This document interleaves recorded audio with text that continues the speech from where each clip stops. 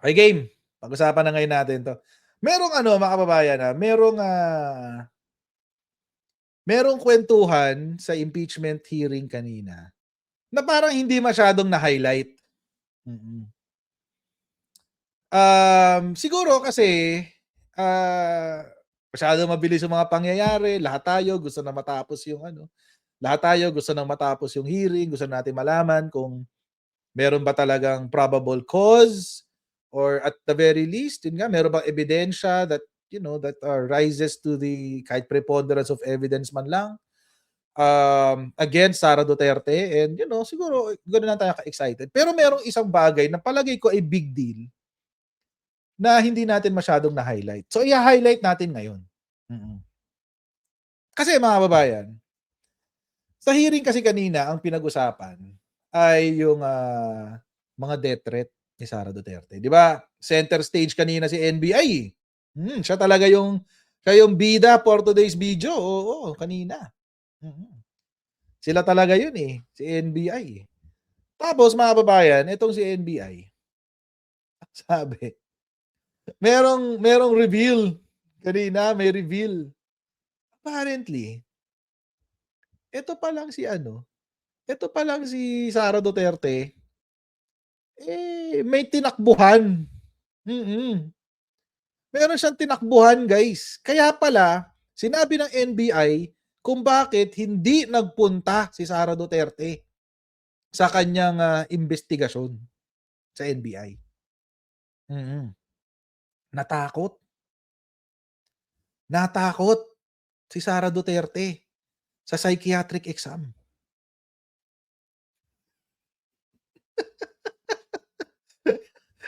Well, hindi siya psychiatric exam. Behavioral analysis assessment. Oo. Narinig niyo ba yun? Mm. Narinig niyo kanina yun? Grabe. Tinakbuhan niya. Kaya siya hindi nagpunta. Oo, hindi na-highlight to Oo, hindi na-highlight to. Hindi, iba pa yung sa Laguna kanina, Arnold dyan. Iba pa yun. Iba pa yan. Oo, nasa Laguna siya, pero para sa hearing yun ng impeachment. Pero nung investigasyon ng NBI. Oo. Eto pupuntahan natin yan. I-highlight natin ngayon dito sa ating live stream. Sara Duterte nyo, takot. Takot sa behavioral analysis. Gusto kasi, ito kasi, mamaya puntahan natin. I'm getting ahead of myself. Okay. Ito kasi mga kababayan. So ayan. Naalala nyo nung 2024, yan. Di ba tinawag siya ni, who's this guy? The congressman. Ortega yata yun. Yung picture yan. Lang yung picture yan. Baliw talaga yun. Sa picture palang baliw na. Anyway. Lang yata si ABS. Napakawalang ya mo, ABS. Ang sabi yan ng Jasmine Official. Baka kasi mag 80% din ang score niya sa pagiging baliw, sabi ni Jasmine M. Salamat sa super chat. Oo. Kasi, nung last 2024, di ba yung isa sa mga congressmen, I think it was Representative Ortega, na nagsabi sa kanya na psychotic daw, may pagka-psycho tong si Sara Duterte. Kasi nga, merong bigla-biglang changes ng mood, etc. etc. So, kailangan daw niya ng psychiatric evaluation. Tapos, mga kababayan, sumagot si Sara Duterte. Sabi niya, o sige, game ako sa neuropsychiatric and drug test. Oo. Pero dapat lahat ng congressmen ganun din. Oo, ganun. Alam niyo kasi, this is how the Dutertes play their game. Halimbawa, bibigyan ko kayo ng isang halimbawa. Si Rodrigo Duterte, nung papapirmahin siya ng bank secrecy waiver, anong sabi niya? Sige, pipirma ako dyan. Basta sasampalin ko si Trillanes. Ganon. Oo. Mahilig sila dun sa mga kondisyon na imposible. Oo. Mahilig sila sa mga kondisyon na imposible para lang meron ba silang balik para meron silang pang-Alaska, gano'n. Kasi nga, hindi nila masasagot yung issue ng diretsahan. Hindi nila masasagot yung issue ng diretsahan, eh. So, gagawin nila mga Alaska na lang sila. Mm. Pero they don't really intend to do what they're saying. Nang-a-Alaska lang sila, nang-iinis, gano'n lang sila. Mm. Si Duterte, yung tatay nila mahilig sa ganyan, eh. Pag may nakita kayong korapsyon sa administrasyon ko, magre-resign ako. 'Di ba? Nag-resign ba siya ever? Hindi. Sinasampal na siya ng korapsyon sa mukha, hindi pa rin siya nagre-resign, 'di ba? Gano'n, eh. Hmm. Ngayon mga kababayan, so ito nga sinabi, magpapa-neuropsychiatric test daw siya. Bakit may ganitong klaseng, pananaw ang taong bayan? Mm. Ba't merong ganyang klaseng pananaw ang taong bayan? Kasi, una, yung death threat ni Sara Duterte laban kay PBBM. Wala kasing normal na taong gagawa nun, eh. Mm. Wala kasing normal na taong gagawa nun, guys. Oo. Ta's consistent siya sa pagiging baliw. Consistent siya sa pagiging psycho niya, oo, si Sara. Halimbawa, nung siya ay nagkaroon ng pinakita naman lahat kanina sa hearing, eh, na may press con, tapos pupugutan niya ng ulo si presidente, tapos yung death threat niya, yung designated survivor na na tawag dito, na statement, et cetera, et cetera. Marami siyang eksena kung saan she seems to be out of control. Parang she doesn't have a handle on her emotions. She doesn't have a handle on her mood. She doesn't have a handle on her thoughts, her mouth. Out of control talaga. Unhinged. Yun ang dun, eh, unhinged. Ang pinakamalala, yung nag-rant siya ng madaling araw. Oh, grabe yun, pinanood ko yun. Mm. Pinanood ko talaga yun hanggang ending. Ang haba nun, 4 na oras yun, guys. 4 na oras yun. Ang lala nun, guys. Oo, ang lala nung na yun, eh, nung ganap na yun, madaling araw pa. Nag-start yata yun 11, natapos 3:00, 4:00. My goodness. Oo. So, may mga gano'ng klase kasing, eksena itong si Sara Duterte na pag-iisipan mo talaga, wait lang, nasa katinungan pa ba 'to si Sara? 'Di ba? Ano na, sabi ni sabi ni ako si, ako si Livog, grabe siya. Mm. Tawag diyan ng mga DDMs political will, hindi political will 'yan, oo. Hindi 'yan political will, ang tawag diyan, psychotic break. Psychotic break ang tawag dun, guys. Oo, psychotic break ang tawag dun. Yung nawala ka sa huwisyo, nagdilim ang paningin, yun, eh. Psychotic break yun, guys. Hindi mo na wala ka ng control sa pinaggagawa mo or sa iniisip mo, sa sinasabi mo. Psychotic break ang tawag dun. Mm. So, ganun lang talaga. Episode. Sabi ni PJ Cast, psychotic episode. Oo. Ang nakakatawa dito mga kababayan, yung pinagtanggol siya ni Marcoleta, sabi niya, "Ay hindi, in-splice lang kasi yung video, blah, blah, blah, blah, blah." Kanina nung narinig ko yun, hindi ko alam kung napansin niyo, pero sinabi ko, "No, no, no, that's irrelevant." Mm. Hindi mo siya puwedeng in-splice yung video kasi ang ibig sabihin ng splice ay inedit mo yung video in such a way na kapag kahit iba't ibang parte siya nung video tapos 'pag pinagdikit-dikit mo para magmukha na ibang context or ibang kuwento. Mm, gano'n. 'Yun ang ibig sabihin ng splice. Bawa, kumuha ka sa minute number 5, tapos na may sinabi si Sarah na I will kill. Tapos punta ka sa minute number 10.5. Tapos sinabi niya doon, the president. Tapos pinagdikit mo. Yun ang splice. Oo, pero yung kapag kumuha ka ng isang buong parte ng video, at yun lang ang kinuha mo, kasi yun lang ang relevant, yun lamang ang pasok doon sa conversation na pinag-uusapan. Pero wala ka namang edit na ginawa in between, as in yun talaga yun, from start to finish, walang editing in between, hindi yun splice. Cut lang yun. Mm-mm. Bakit yun ang kukunin? Kasi yun lang ang relevant sa usapan. 4 na oras yun, guys. Alam nga naman ipalabas ng NBI yung buong 4 na oras para lang masabi na ito, na merong na ito talaga yung tunay na video. That's stupid, man.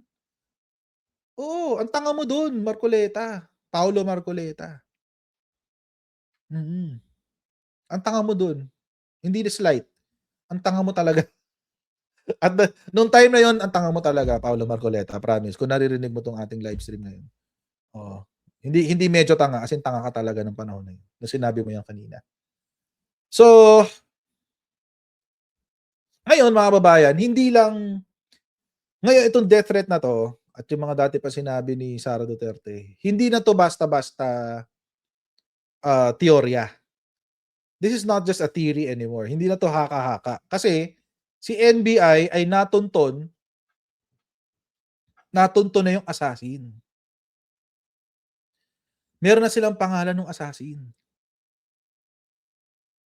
At mga kababayan, ang malala mga kababayan, parte yung assassin niya ng VP SPG. Mm.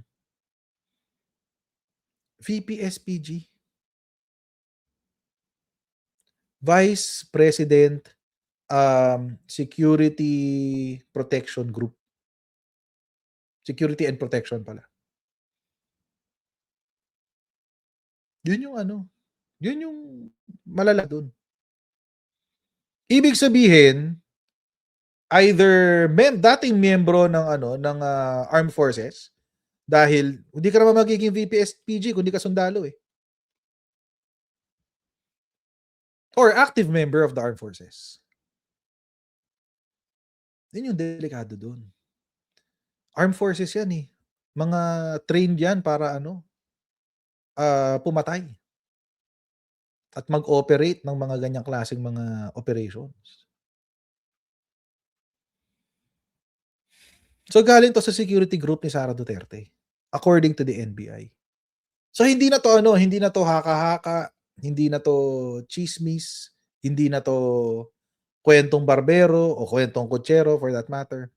This is already a fact. Dahil si NBI natuntunan niya eh. May mga leads na siya eh. Sabi, while the Vice President had said the comments were misinterpreted, NBI Director Melvin Matibag said the agency was trying to identify and pinpoint the assassin. We have leads already. We have some personalities that we have surveillance at sinusundan po namin. We are zeroing in on several individuals already na maaaring yun po ang kinausap niya doon sa threat na ginawa niya.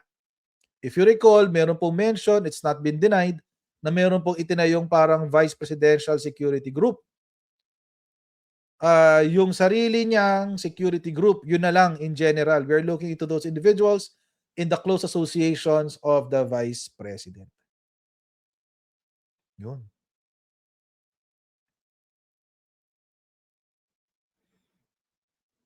So alam na ng NBI kung sino yung assassin. Ang malala dyan, mga babayan, we don't even know if it's one person or a team of persons. We don't know. Diba? We don't know if they're one person or a team. Malay ba natin kung isang team sila? Hindi natin alam.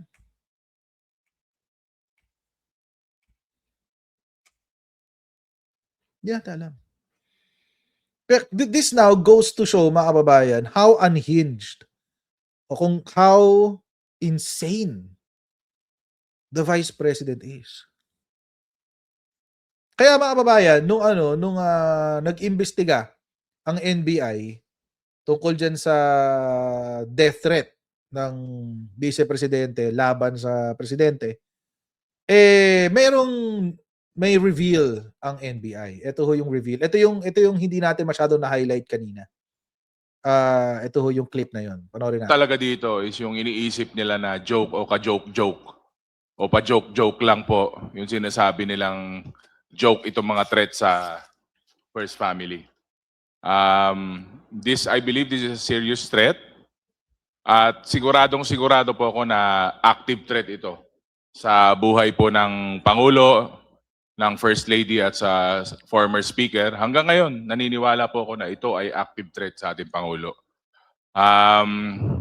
Kaya maganda rin po na nandito ang mga kasama po natin sa NBI at mga kasama po natin na kongresista. Sana po mabigyan po ng kaukulang attention to. Naghihiring na nga po tayo pero baka kailangan po tignan maigi ang seguridad ng ating Pangulo. We have to protect the President. We have to protect President Bongbong Marcos. And for my last manifestation, siguro direkta na po ito sa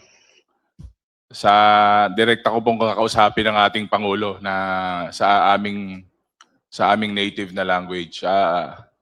Agannad kayo po Presidente aduti dakas nga tao nga handag sardeng agaramid ti madi. Tanong lang hang kayong hanyo maala hanyo magunod datoy nga tagumpay para ti presidency kin para ti Pilipinas. Thank you very much.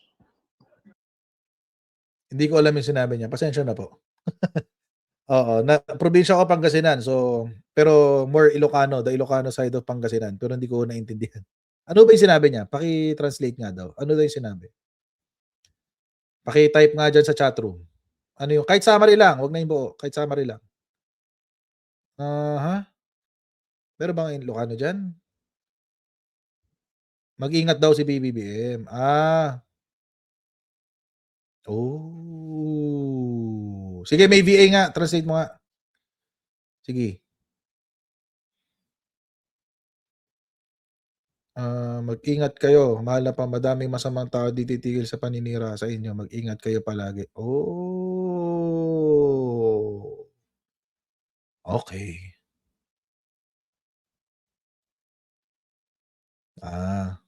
Totoo naman.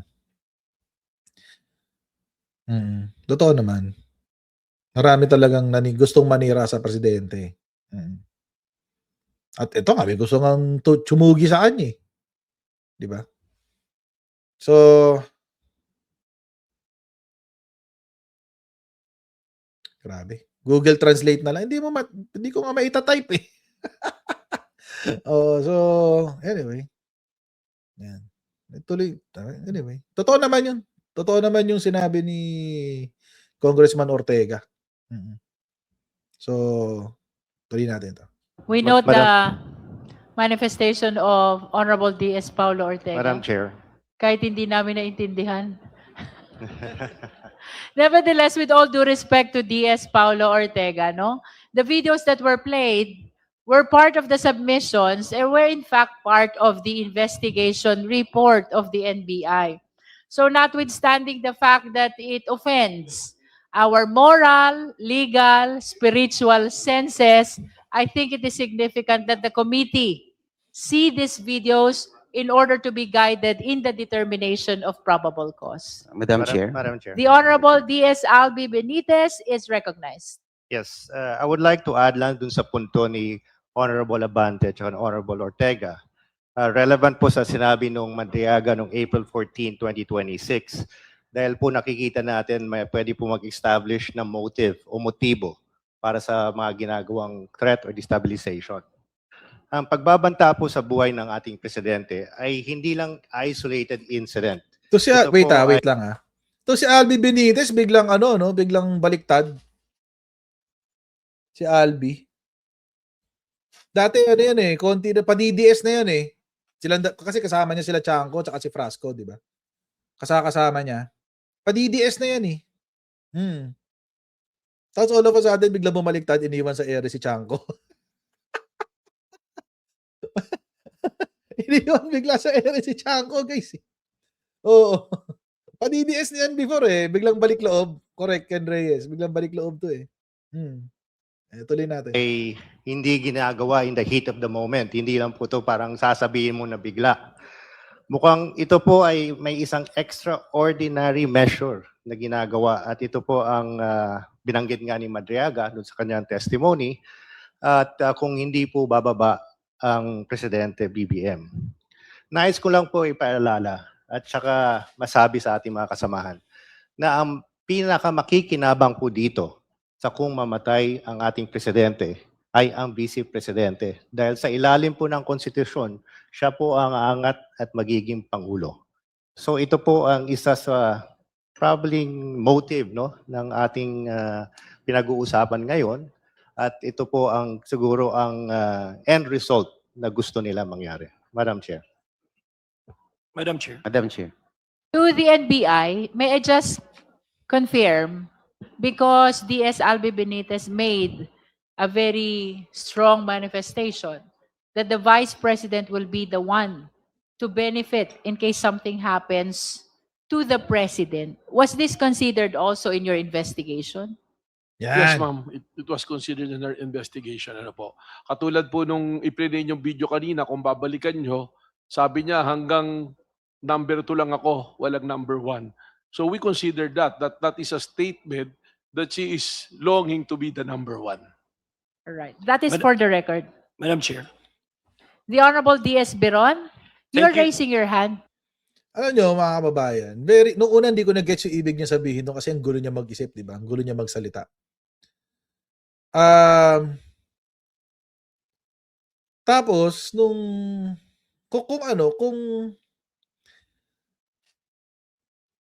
kung medyo iisipin mo yung statement na yun, no? Kung uupuan mo talaga at pag-iisipan mo, mitya na yun ng distab eh. Mitya na yun ng distab. Bakit hindi mo nire-recognize bilang Pangulo yung elected president? Di ba? Nagsisignal ka na eh. Sumisignal ka na sa mga sa mga naniniwala sa mga supporters mo na wala tayong presidente, ako ang presidente nyo. Hanggang number 2 lang tayo. Ako ang presidente nyo, walang iba. It's a signal eh. It's a signal.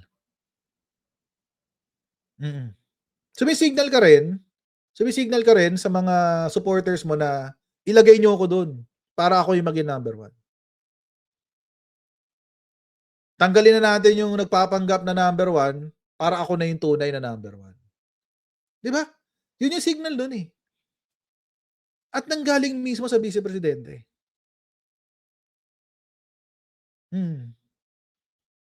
It's interesting really how it was never made an issue.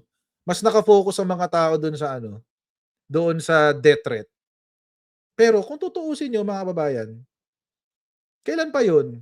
Yung statement na wala nang number 1. Hanggang number 2 lang daw ang Pilipinas. So opinion niya, hanggang number 2 lang daw ang Pilipinas, walang number 1. Nauna yun dun sa death threat eh. Nauna yun sa death threat. Sometime in 2024 yun eh. July? O kasi naalala ko yun nung ni-livestream ko yun. Kasabay yun nung nung itatapon daw niya si Apola kay sa West Philippine Sea. It's the same press con eh. It's the same press con. Sinabi niya, that is actually, that moment in time, mga kababayan, is actually a signal sa mga supporters niya na wala kayong presidente. Ako ang presidente niyo. Ako lang. Si Bongbong Marcos, peking presidente yan. Ako ang tunay na presidente. That is already a signal of destabilization. Inciting na yun actually, kung tutuusin. Inciting to sedition na yun. Kaya tingnan nyo mga kababayan, simula nung sinabi niya yun, Simula nung sinabi niya yun, di ba nag-resign muna siya? 2024 to June of 2024. Nag-resign muna siya sa DepEd. After niya mag-resign, bigla niyang ginawa itong press con na to. Yung sinasabi niya, I want to cut his head, blah, blah, blah. Tapos tapon doon niya yung katawan ni Apo Lakay sa West Philippine Sea. Tapos sinabi niya yun. So from that time, I just can't remember kung anong month. From that time, until the moment na sinabi niya na papatayin niya ang presidente, yun na yun eh. Yun na talaga yun. Yun na yung senyales. At simula nun, di ba nag-double time yung mga supporters niya? Nag-double time yung mga supporters niya nun. Nung una, nagdo-double time yung mga supporters ng Duterte kasi si Rodrigo Duterte, inumpisahan niya yung hakbang ng maisog. Tapos, after nung hakbang ng maisog, pinasabog nila ng drug addict daw si Presidente. Tapos, diyan na pumasok yung si Calvo. Si pangalan niya. Na ngayon, wala na rin. Hindi na rin siya nagpaparamdam. Si what's his name? Shucks, I forget his name. Hindi na kasi nagpaparamdam eh. Sinuli yun? Yung Pidea Leaks? Agent Morales. Ayan, yan. Marcelino Aplicador. Salamat. Ayan, si Agent Morales. Ayan.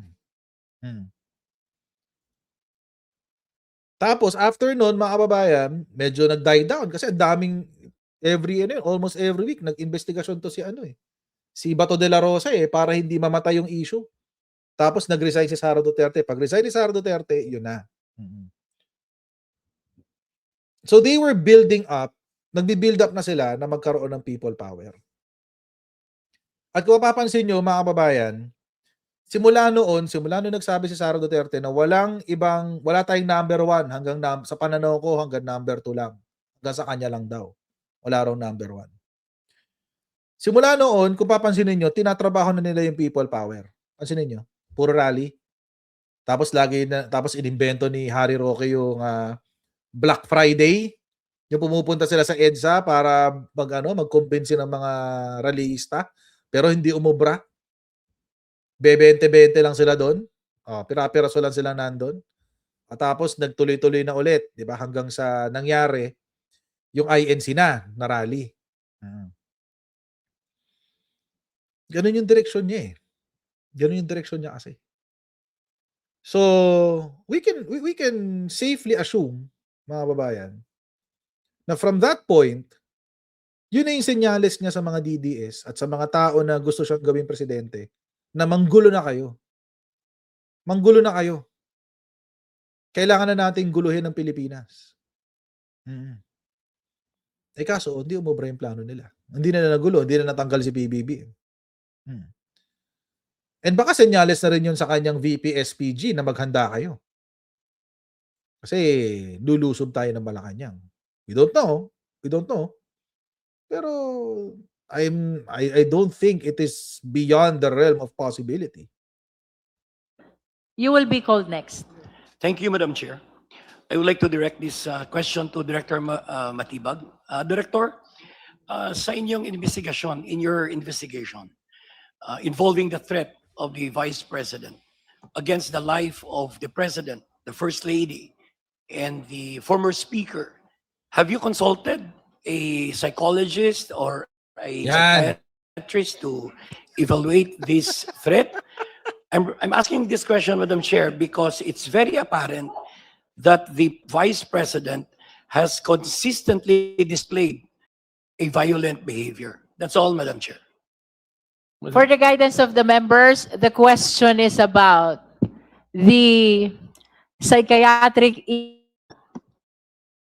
of the Vice President, alleged against the Vice President. The NBI may answer. Well, una nga po, sinasabi namin it is an ongoing investigation.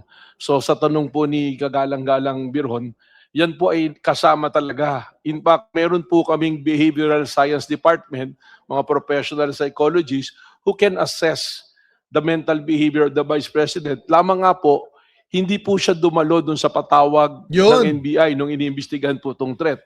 Yun. But until now, we are processing it. Ang ginagawa po namin doon sa aming Behavioral Science Department, pinabase namin doon sa mga video na nakikita namin. First, we authenticate the videos and titingnan po namin yung pattern. And I would like to go back to sa sinabi again ni Narinig ba, guys? Narinig nyo, mga kotsero? Ulitin natin, ha? Oo.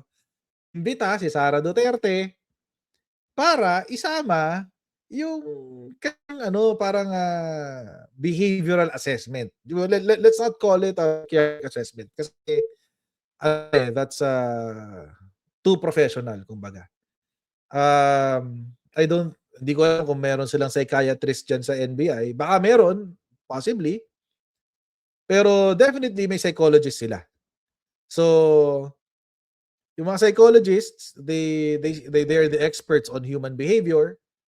At yung mga tao dito, yung mga issues, yung mga issues on human behavior, yung mga psychologists yan. So, baka yung mga psychologists nila wanted to assess si Sara Duterte. Pero alam nyo kasi mga kababayan, bago mangyari yun, kailangan may consent. Kailangan pumayag yung tetestingin. Hindi pwedeng hindi. Oo. Pag pinilit nyo or ginawa nyo yun ng palihim, hindi pwede. Hindi pwede. Oo. Illegal yun. Bawal yun. So mga kababayan, siguro sinabi ng NBI na included in investigation will be questions regarding your psychological well-being. Okay. or included in our investigation is your psychological or behavioral condition, blah blah blah blah blah blah. I don't know, hindi ko alam kung ano sinabi. So, baka natimbrehan si Sara or baka natimbrehan lang si Sara. Oh, pag pumunta ka dito, may psychological assessment ka, blah blah blah, huwag ka na pumunta. Tinakbuhan niya. Don't know, pero kasama pala doon sa investigasyon. Ayan. The psychiatric issue of the Vice President, alleged against the Vice President, the NBI may answer. Well, una nga po, sinasabi namin it is an ongoing investigation. So sa tanong po ni Kagalang-Galang Birhon, yan po ay kasama talaga. In fact, meron po kaming Behavioral Science Department, mga professional psychologists who can assess the mental behavior of the Vice President. Lamang nga po, hindi po siya dumalo dun sa patawag ng Hindi rin dumalo sa patawag ng NBI. Tinaguan niya yung behavioral assessment. Baka mabisto yung pagka-psychotic ko. Hindi ako pupunta. Hindi rin siya pupunta, guys. Ay, hindi pala siya pumunta. O siguro kasi kasama doon sa assessment. Natakot. NBI nung iniimbestigahan po itong threat. But until now po, we are processing it. Ang ginagawa po namin doon sa aming Behavioral Science Department, ibinabase namin doon sa mga video na nakikita namin. First, we authenticate the videos.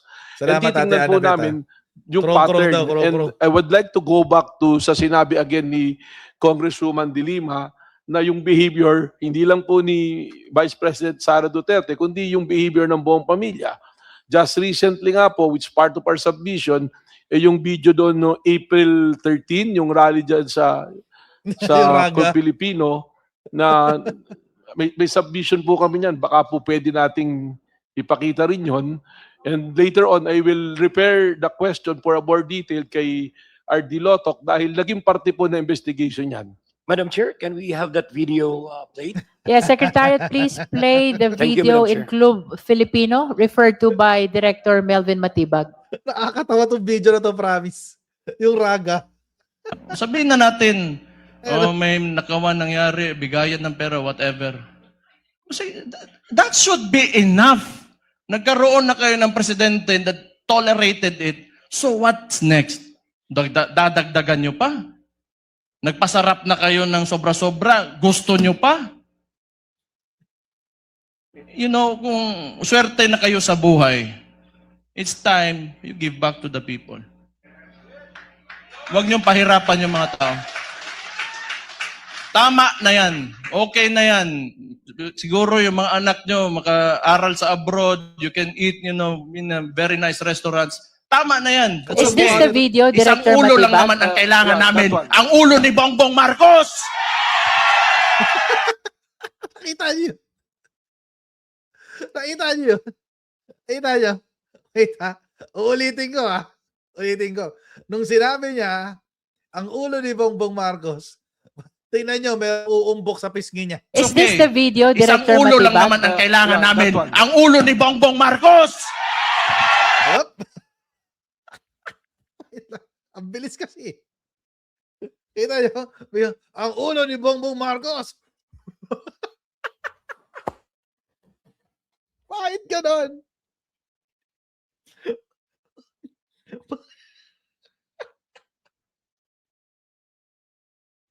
Bakit ganon, Baste? Bakit ganon? Ulit ha, ulit. Na yan. That's Is this okay. the video, Isang Director ulo lang Matibag? naman ang kailangan Yeah, that namin. one. Ang ulo ni Bongbong Marcos!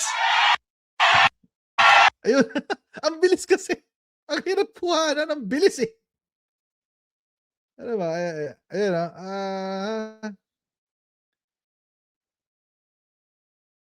As in, split second lang siya. Ayan o. Ayan.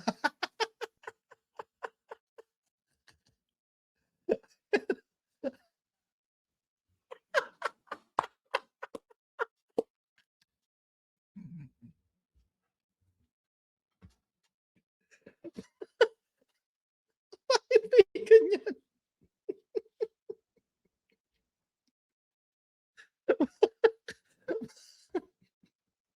Bakit may ganyan, Baste?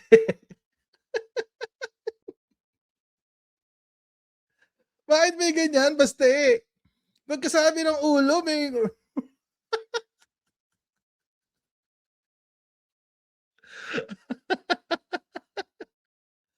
Ano ang tawag dyan? Subconscious ano yan? Subconscious actions yan. Diyos ko. Sabi ni, ano? Sabi ni Happy Harmony, basta magunos dili ka. Ay, Diyos ko. My goodness. Baka totoo sinabi ng tatay niya. Diyos ko.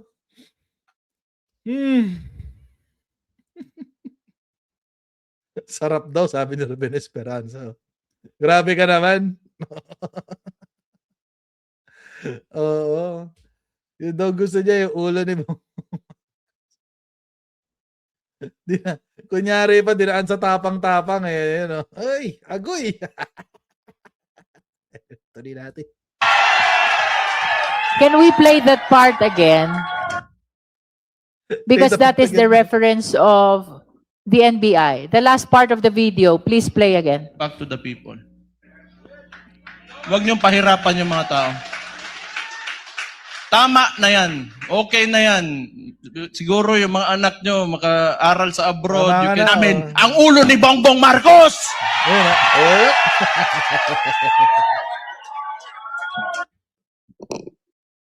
oh, my Director goodness. Matibag?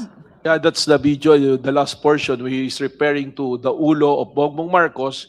And if you recall, on the previous videos that was shown, nandoon din po yung sinasabi rin ni Vice President Sara, ulo ni Bongbong Marcos.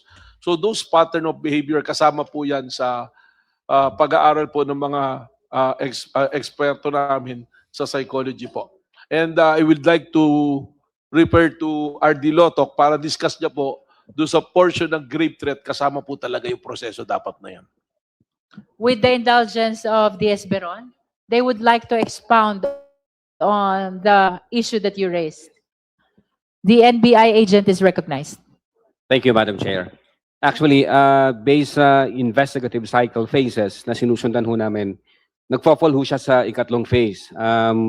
If I may, yung first phase ho na sinundan namin yung identification and preservation, which was explained by Agent Kalilong.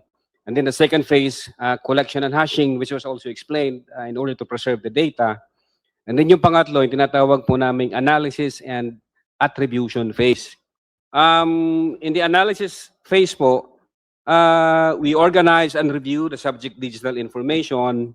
We look for patterns, consistencies, and links. We look for repeated actions, consistent threatening appearances, whether the same or intentional or just spur of the moments. So lahat po ito consider namin yung konteksto kung paano ho kami nag-conclude na indeed yung threatening appearances ng ating Vice Presidente ay papasok ko sa crime of grave threats. All right, so you apply the totality Yes, ma'am. of all the videos presented in your conclusion as to whether or not threat was committed by the Vice President.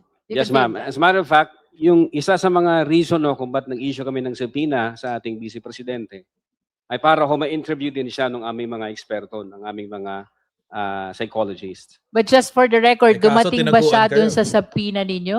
Hindi po, ma'am. She did not appear. DS Beron, do you have additional clarificatory That's all, Madam questions? Chair. Thank you so much. Can I ask something, DS Beron? Because sometimes I hear psychiatric issue, sometimes I hear psychological issue. What is the difference between the two? I think DS Garin would be in a better position. He was, Okay.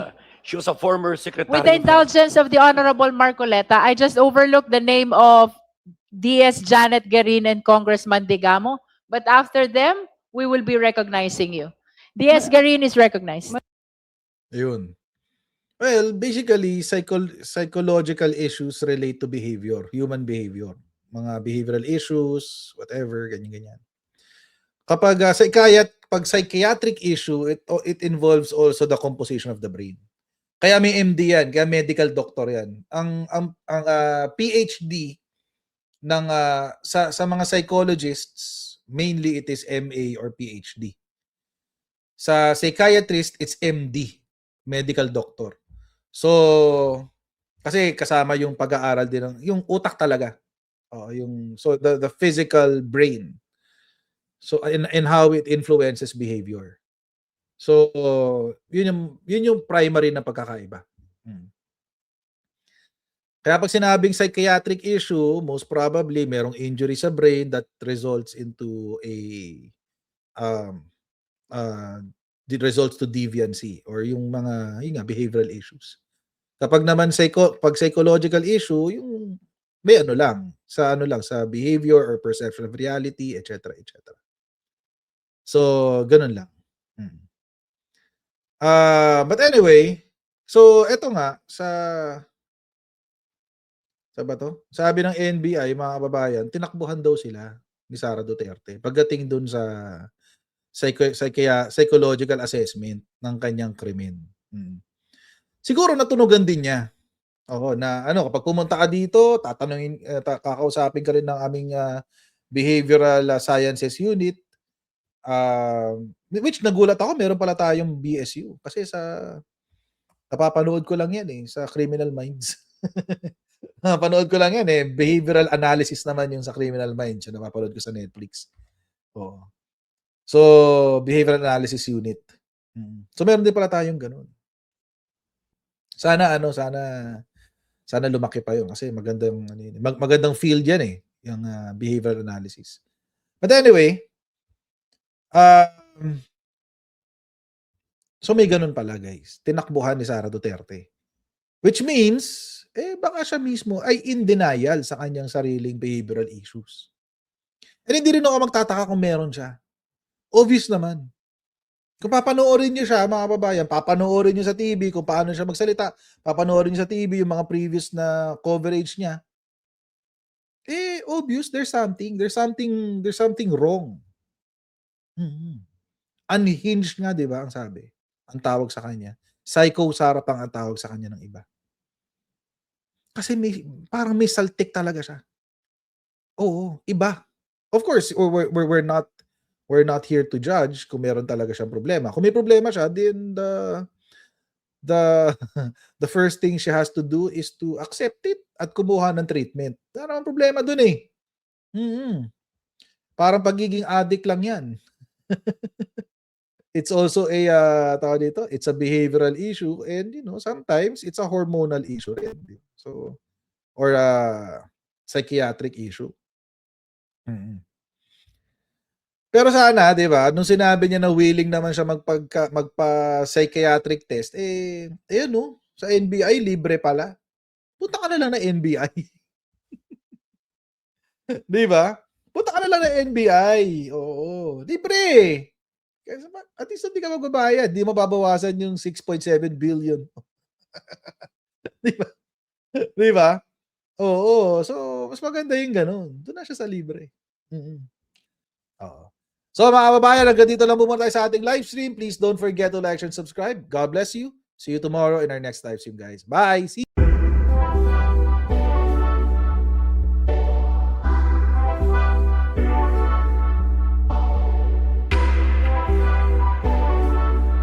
As senator judges, it is your obligation na dapat present ka sa mga proceedings. Hindi naman sakop ng trabaho ng Office of the Ombudsman na magpa-disqualify sa 2028.